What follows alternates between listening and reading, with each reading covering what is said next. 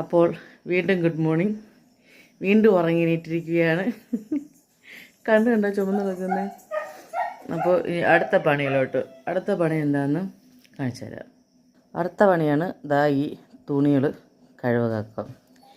തുണികൾ കഴുകാൻ നമുക്ക് ഇപ്പോൾ വാഷിംഗ് മെഷീനുണ്ട്.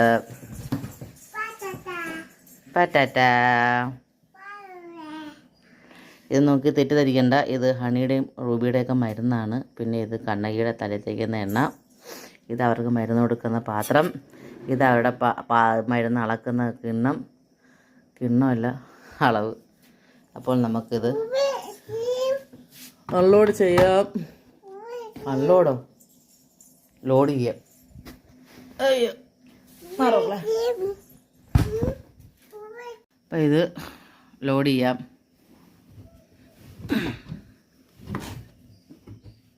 അങ്ങനെ നമ്മൾ ഫുള്ള് ലോഡാക്കിയിട്ടുണ്ട്.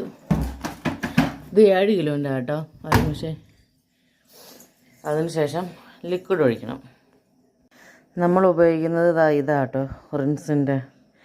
നല്ലതാണ് സംഭവം, മണമുണ്ട്, നല്ലപോലെ അഴുക്കും പോവും. ഇത് ലിക്വിഡ് ഒഴിച്ചു. എന്നിട്ട് അടുത്ത പ്രോസസ്സിങ് മോട്ടർ ഇടുക. എന്നിട്ട് ഓണാക്കുക. അതിനുശേഷം ഫങ്ഷൻ മിക്സഡ് ഫാബ്രിക്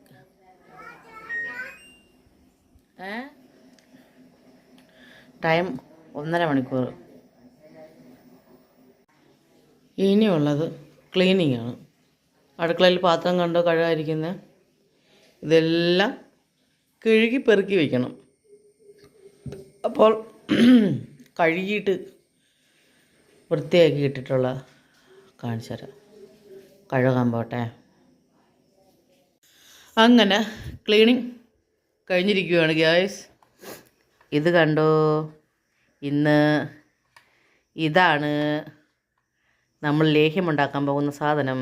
അപ്പോൾ നാളെ ഇതിൻ്റെ വീഡിയോ വരുന്നതായിരിക്കും. ഓക്കെ, മുക്കുറ്റി ലേഹ്യം ഉണ്ടാക്കാൻ പോവുക.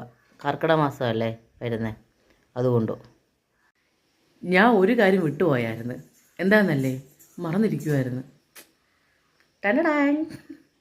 പല്ല് തേച്ചില്ലായിരുന്നു. അപ്പം ഞാൻ പോയി പല്ല് തേച്ചിട്ട് വരട്ടെ. ഓക്കെ, അടുത്ത പണി എന്താണെന്ന് നിങ്ങൾക്ക് അറിയണ്ടേ, കാണിച്ചു തരാം. പഴങ്കഞ്ഞിയുമായിട്ടുള്ള മൽപ്പിടുത്തത്തിലാണ്. വിശന്നിട്ട് കണ്ണു കാണാൻ വയ്യ. നിങ്ങൾ കാണുമ്പോൾ തോന്നും വലിയ ചരുവത്തിലൊക്കെ എടുത്ത് വെച്ചേക്കണം. വലിയ ചരുവൊന്നുമല്ല, ചെറിയ ചരുവൊന്നും. അപ്പോൾ കഴിക്കട്ടെ. അതിന് ശേഷം ബാക്കി നമുക്ക് അടുത്ത വീഡിയോയിൽ. ഓക്കെ.